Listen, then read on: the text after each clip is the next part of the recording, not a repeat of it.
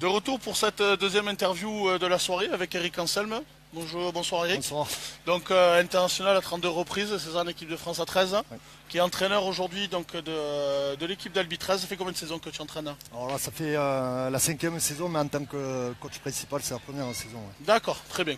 Donc David qui était head coach l'année dernière, du coup, Voilà, avec ouais, ton assistant. fait, ouais. D'accord, donc tu as participé à la remontée du coup d'Albi 13 Ouais, en Élite 1, Ouais, tout à fait, avec on a une repris- victoire sur l'Escure. On était tout à l'heure avec le capitaine Ouais, de l'Escure ouais, en tout à fait, finale. on a repris le club il y a 5 ans, où on a eu une première saison difficile. Puis la seconde année, on a réussi à construire un groupe pour justement arriver à la finale d'Élite 2. La troisième année, on est champion de France et on a accédé à l'Élite 1 la saison passée. D'accord, très bien. Alors, on va revenir sur ce match de ce soir. Je pense quand même, on va pas dire une grosse déception, mais quand même une petite déception, parce que je pense qu'il y avait peut-être une place à jouer, notamment pour un bonus défensif. Ouais, je pense, non, je pense que c'est une grosse déception, puisqu'on on est passé complètement à côté du match.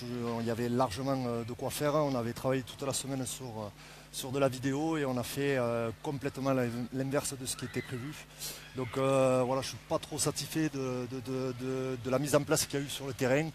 Aujourd'hui, j'ai vu une équipe d'Albi qui est sortie un peu de son attitude habituelle, qui était dur au mal, combatif, et qui écoutait plus ou moins les consignes. Là, ça a été complètement l'inverse. C'est vrai qu'on l'a signalé un peu en direct, de grosses erreurs techniques, je trouve, de la technique individuelle, hein, au niveau des passes et tout ça, qui n'a pas pu permettre de lancer le jeu correctement.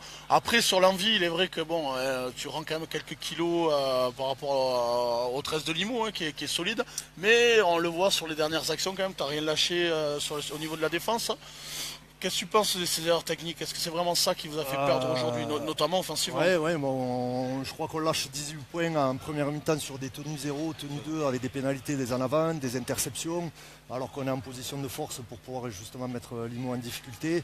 Après, on avait bien prévu un plan de jeu pour travailler sur un côté qui était faible à Limoux. On a travaillé que 2 ou 3 fois en première mi-temps et quasiment pas sur la seconde. Donc voilà, donc aujourd'hui...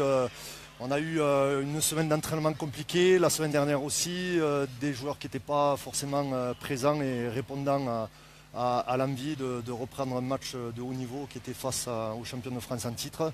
Je crois qu'on l'a pris un peu à la légère, on a été un peu surpris, mais voilà, donc un match de rugby c'est dur, 80 minutes et je crois qu'on n'a pas du tout réalisé contre qui on jouait aujourd'hui et on n'a surtout pas respecté les consignes. D'accord, très bien. Il est vrai que sur le direct, on l'a regardé. Beaucoup d'erreurs sur des pénalités, c'est là où vous perdez le match. Je trouve que chaque fois que vous faites une erreur, vous faites pénaliser, que ce soit du côté de Limoux ou d'Albi, ça part en touche et derrière vous prenez un essai sur ces fautes-là. C'est les turnovers qui vous font mal. Je me rappelle l'interception sur Pierre Carivenc qui vous fait beaucoup de mal, vous prenez l'essai derrière alors que vous pouvez revenir sur ce deux contre. Aujourd'hui, avec le pack et la densité physique de Limoux, on avait comme consigne de compléter ces chaînes justement. De les obliger à défendre sur 4-5 tenues et essayer de justement les mettre en difficulté sur le large puisqu'ils n'étaient pas très mobiles. Et là, c'est vrai qu'en les faisant défendre qu'une fois ou deux dans la chaîne et régulièrement, ça a été l'inverse qui s'est produit. Donc on a subi les impacts. Et alors qu'on avait des qualités de vitesse justement pour pouvoir essayer de les contrer. Mais pour ça, il fallait garder le ballon et essayer de travailler plus dur autour de ces chaînes complètes. D'accord. Quel est l'objectif pour cette fin de saison maintenant? Au classement, vous êtes dans le ventre mou. Je pense que ça va être compliqué de venir titiller les 4 premiers.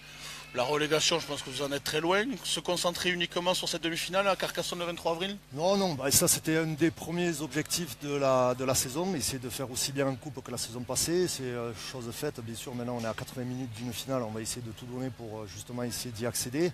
Ensuite en championnat, c'était essayer d'accrocher ces playoffs, qui est la 6e place qualificative. Ouais. Et donc l'objectif c'est d'essayer de se maintenir à cette place. Donc voilà, aujourd'hui je pense qu'on avait de quoi avoir au moins un bonus défensif. En tout cas, on avait le potentiel, on n'a pas mis les ingrédients pour, mais on avait le potentiel de le faire. Mais voilà, on a loupé le coche. Maintenant, on a 4 rencontres majeures avec Saint-Gaudens, Toulouse, Palot et Villeneuve, qui sont nos concurrents directs à la 6e place. Qu'il faut qu'on gagne dans les 4 prochaines semaines. Prochain match, vous allez à Carcassonne, c'est ça? On va à Saint-Gaudens, on reçoit Toulouse et on va à Palot. Et ensuite, il y a le Magic avec Villeneuve. D'accord, très bien. Ça, c'est important de gagner ces 4 matchs, puisque c'est les 4 prétendants à la 6e place et qui est source de qualification. D'accord. Bon, mais merci beaucoup, Eric. Merci à vous. Bonne soirée. Merci à vous. Merci.